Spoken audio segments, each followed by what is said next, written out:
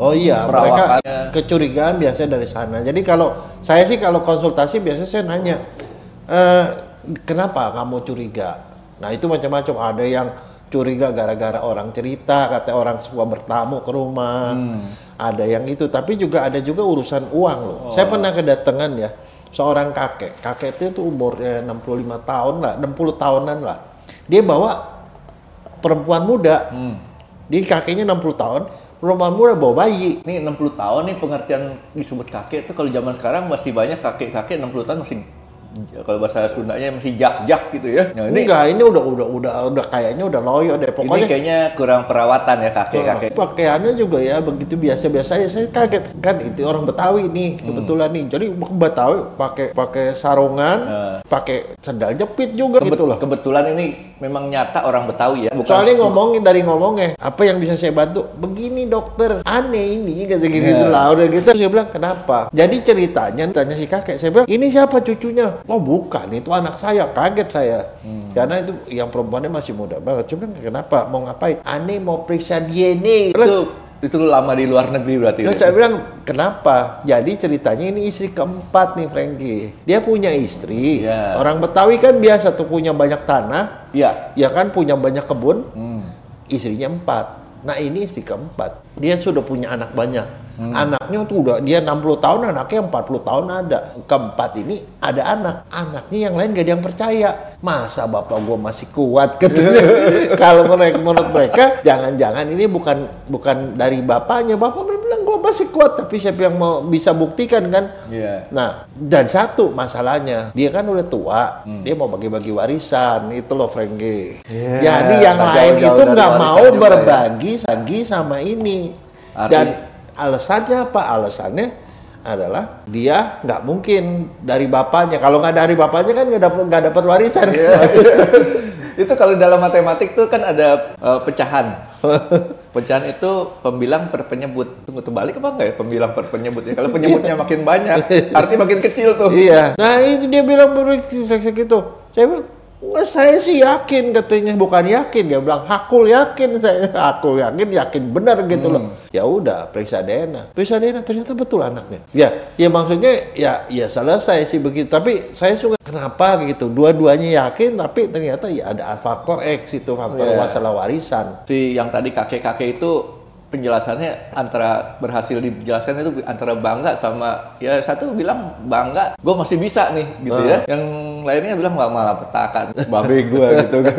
Jangan sampai ada nambah lagi, jadi istilahnya kayak tadinya udah mikir-mikir ya kebagian dah seorang 1M gitu ya, ketambahan kan jadi beda lagi tuh. Itu gimana ceritanya tuh dok, dia masih bisa gitu kan istilahnya kan. Kalau zaman sekarang sih saya liatin umur 60 itu kejadian tahun berapa dok ya? Tahun 2000-an awal. 2000-an awal ya.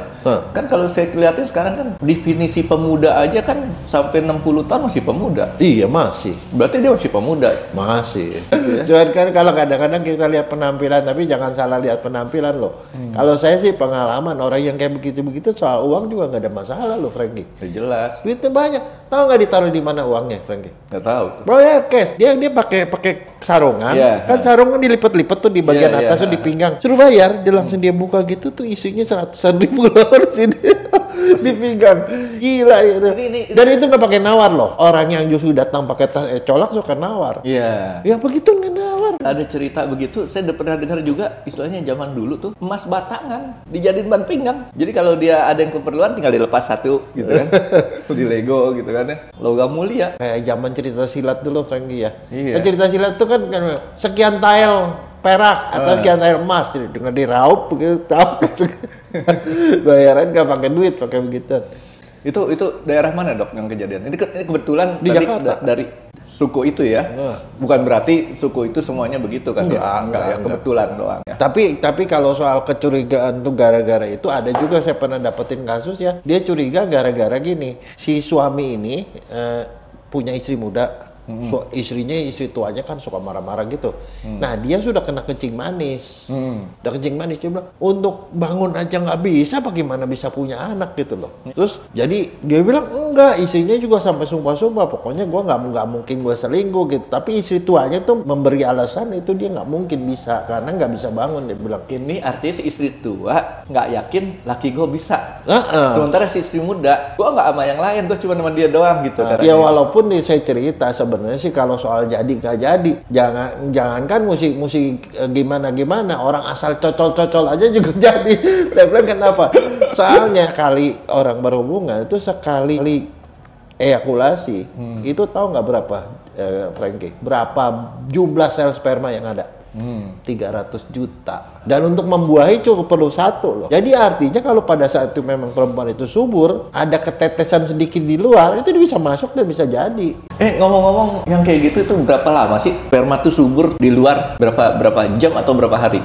Kalau dia masuk ke dalam, jadi orang berhubungan, masuk dia bisa tahan sampai 3 hari, 73 hari. Tapi kalau orangnya hidup, itu dia bisa tahan sampai berapa bulan. Tapi kalau ditaruh di luar, ya kering. Itu kan yang pH-nya tertentu dan segala macam. Cocok buat dia hidup ya. Ini masalah anak-anak kayak gini, DNA tuh penting ya. Iya. Tapi ada juga kadang-kadang ya ini ada beberapa kasus sulit nih, Frankie, yang saya tuh selain sekolah dokter, sekolah DNA, saya juga belajar hukum kan, sekolah hukum di UI. Nah waktu ngambil hukum di UI kan, sekolah hukum tuh kita belajar hukum macam-macam, hukum barat dipelajari. Saya pikir tadinya kalau dokter pokoknya yang penting istilahnya periksa. Periksain dok, periksa saya nih. Periksa atau dapat duit gitu. Iya. Loh soalnya masalahnya kalau dia kemudian anaknya nggak bisa dapat warisan. Jadi tanggung jawabnya berat juga ya. Dia nggak bisa dapat warisan, terus kemudian ternyata dia nggak bisa kawin juga. Tapi ada satu indikasi yang nggak pernah kejadian di tempat lain. Jadi ceritanya gini, Frankie. Datang bapak-bapak sama anak perempuan umur 26 tahun. 26 nih, udah gede. Mau ngapain Pak? Dari Jawa. Ini anak saya mau kawin, kata sebulan lagi. Loh, kamu mau kawin kenapa ke saya? Saya kan bukan penghulu. Terus dia bilang, anak saya mau kawin. Iya, terus kenapa? Saya muslim dok. Iya, saya tahu. Terus ngapain?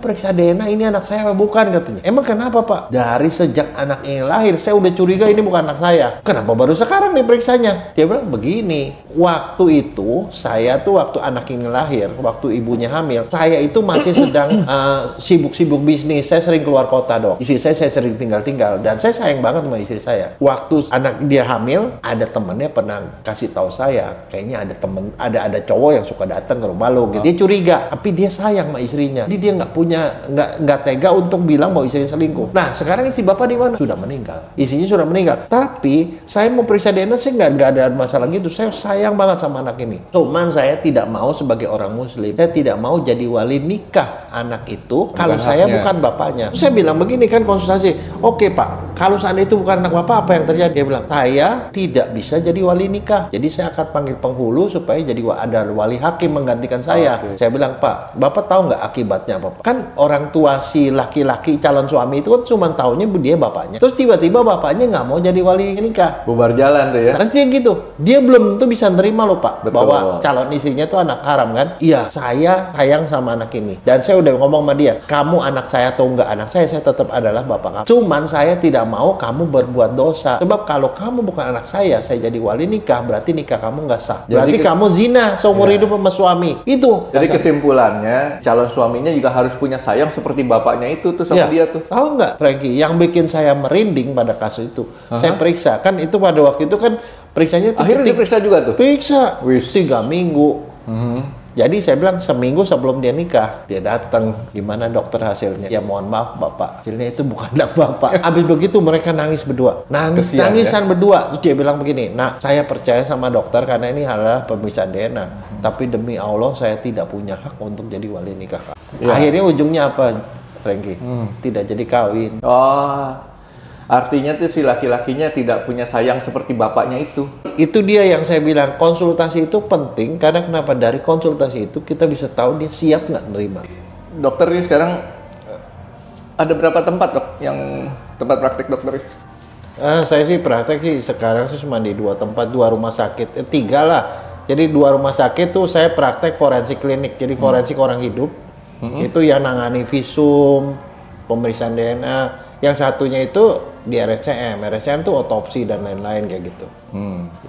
Ya kalau dokter kan dibatasi biasanya cuma 3 doang kan biasa. Barangkali next time ya saya masih kebetulan lagi ada urusan. Next time kita akan bisa cerita-cerita lucu di balik ruang praktek tuh apa gitu loh. Mestinya hari ini ya dibahas ya. Iya. Aduh. Tapi ya. By the way, dokter kalau mau jalan thank you banget nih. Tapi ntar kita cari waktu lagi dok ya. Oke. Ntar kita lihat mana-mananya ya. Kita punya obrolan nih asik juga soalnya. Dan ini ada beberapa temen nih bilang, kalau itu ajak dong, mau nanya nih sama dokter nih gitu kan. Ternyata sekarang untuk jadi pasien dokter Jaya itu nggak perlu melewati tahap khusus dulu ya. Thank you dok. Oke. Ya, thank you. Terima kasih.